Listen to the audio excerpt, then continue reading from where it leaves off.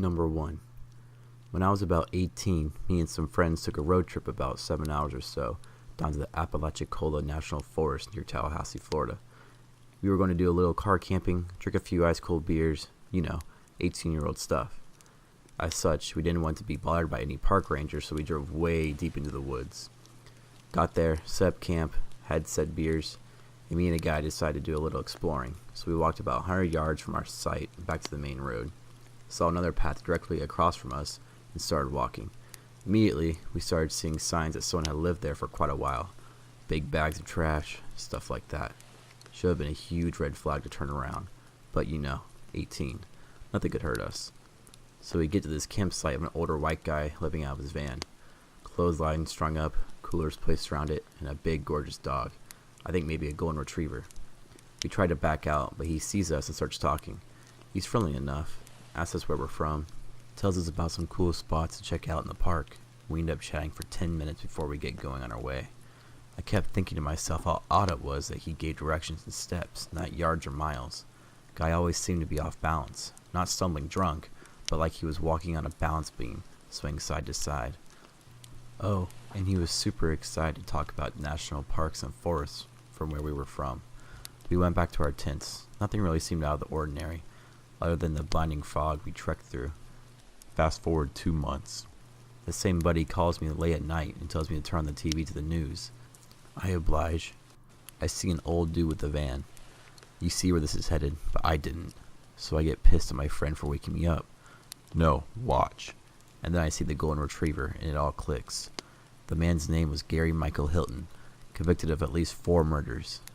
He kidnapped and murdered a girl in Georgia, an older couple in North Carolina, and a girl at the campsite that we stayed at, not long after we left.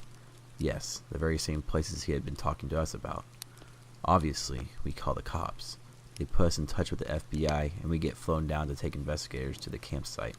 We point out every spot we saw anything, tell them exactly what he told us, and show them the places he described to us. I didn't find out until after the trial, but apparently they found what appeared to be partially destroyed human finger bones in an area near the site. We had to fly down again to testify. Number 2.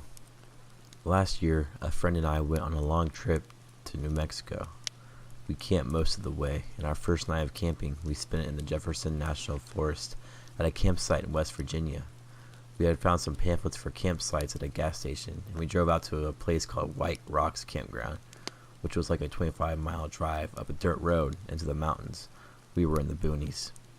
On our way, we saw no cars except for one truck that was behind us for maybe 15 minutes, but then turned down another road. The only people we saw on our drive were standing on the side of the dirt road, huddled around a plastic bin that was on fire. It was all so strange, but we were so excited about camping and being on this trip, we were just laughing about how weird it was instead of not being worried about not having any cell phone reception or being so deep into the mountains. We finally get to the campground and it's completely empty. Not a single car or person to be seen. And this campground has about 30 sites. We drove around all of them just trying to spot anyone. But when we realized it was just us, we picked a random site and decided to stick it out. We got out of the car and stood there and just listened. The silence was startling. I love being in the woods.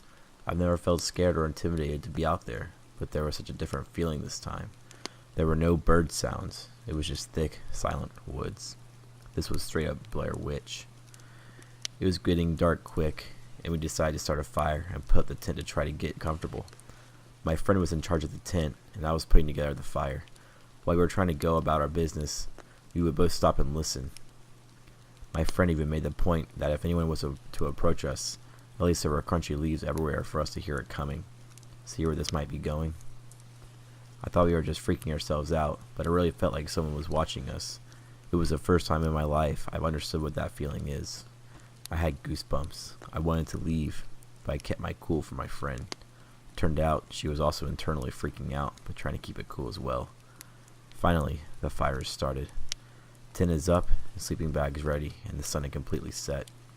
Sitting around the fire together, the darkness seemed to close in so close to us that it felt suffocating.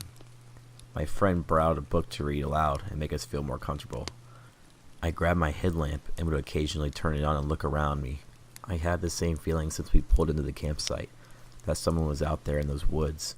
It was pitch black, and our fire was a beacon. My friend and I decided, screw it. Let's go to bed. We'll just go to sleep quick, then pack up in the morning and get out of here. That was our thought process. We put out the fire, and I decided to grab the one knife we had on us and keep it beside me in the tent. After getting into our sleeping bags, my friend pulls out her cell phone to see if she had any cell reception. Nothing still. She tried to dial her boyfriend just in case, and I remember saying out loud, "We have no cell reception out here. It won't work." We laid there in silence, watching her phone trying to dial out, but it disconnected. And if that were not the perfect cue, suddenly, maybe about 20 feet off to the left of our tent, there were footsteps. These weren't footsteps that quietly built up. These were footsteps like someone had been standing behind a tree near our tent and started walking towards us. Those crunchy leaves were doing their job. We froze, just stared at each other, eyes wide. The footsteps continued to walk towards the tent, then turned to go behind for maybe a couple of yards, and then they stopped. Silence again. These were heavy-booted footsteps, with the same pattern that would be a person walking, not a bear or a deer. My friend grabbed my knife that was laying by my bag and grabbed her headlamp. She unzips the tent and gets out and stands in front of the tent, knife out, looking around the area. It was maybe 45 seconds of silence as we listened for more footsteps or voices. I could see the light from my friend's headlamp dashing around the trees, but there was nothing there. She stuck her head back in the tent and said, "We're getting out of here." And then, we in record time packed up everything of ours in probably 10 minutes and flew out of there. I'm amazed thinking back on it, how we didn't lose our heads. We kept our cool while packing, but still internally screaming in terror.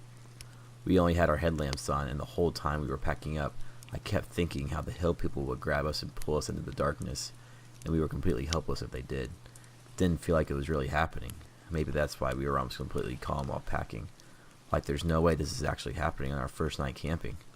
We must just be freaking ourselves out. I still felt like we were being watched, but we sped out of there once done. Now here's where the hill people hunting us was confirmed. As we pulled out of the campsite, there were two black dirty trucks pulled off to the side of the road, hidden in the trees almost but clearly visible. They had definitely not been there when we pulled in earlier, and the closest residential homes were maybe 15 miles away. We didn't see anyone around them, but we didn't stop to look. We got to a motel and stayed a night there and told the story to the motel owner, who was amazingly sweet and comforting and even gave us some cash, even when we were left that next morning for us to use for another motel if we needed. I promised that man I would give him a good review. I will remember every detail of that night for the rest of my life.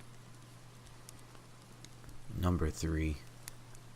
This was just a couple of weeks ago. I was camping with my sister in a state park. For privacy, we had picked a spot away from the road and near a bit of a drop in the terrain that was separated from our site by a couple of downed trees. I was having problems getting to sleep because it was cold and I had a headache. This was later in the season than we normally would camp, and my sleeping bag was only rated to 40 degrees. It was in the mid-30s. It was about 3 a.m., and as I was trying to get warm and find a position that wouldn't aggravate my headache, I heard something moving outside. There had been a bit of wind earlier in the evening, and things had been dropping from the trees. However, the wind was dead quiet now. I could hear every leaf crunch, so I knew there was something out there. My mind was racing, and my body was shaking, from cold and from fear. Was it a squirrel? No, they weren't nocturnal. Was it a bear? I didn't hear any breathing. Then I heard the scratching. I was trying to be very still because whatever it was very close. I didn't want to alert it to my presence. It wasn't easy since I was shaking so hard. More leaf crunches and more scratching. Then I heard the lid being pried off of the tub we had outside. I knew then it was a raccoon. Now confident it wasn't a bear, I banged on the side of the tent several times to scare it off. My sister bolted awake as I heard the tub lid tumble and more leaf crunches as it took off. After I explained to my sister what had happened, I gathered my courage to venture out to check the damage. I replaced the tub lid and found an empty hot dog bun wrapper, missing the 2 buns. There were also small holes in the garbage bag we had hanged up in a tree, but no spillage since it was double bagged. As I was surveying the area for any other damage, I could hear leaves rustling down below. I shined my flashlight down the hill to see if I could see the bandit.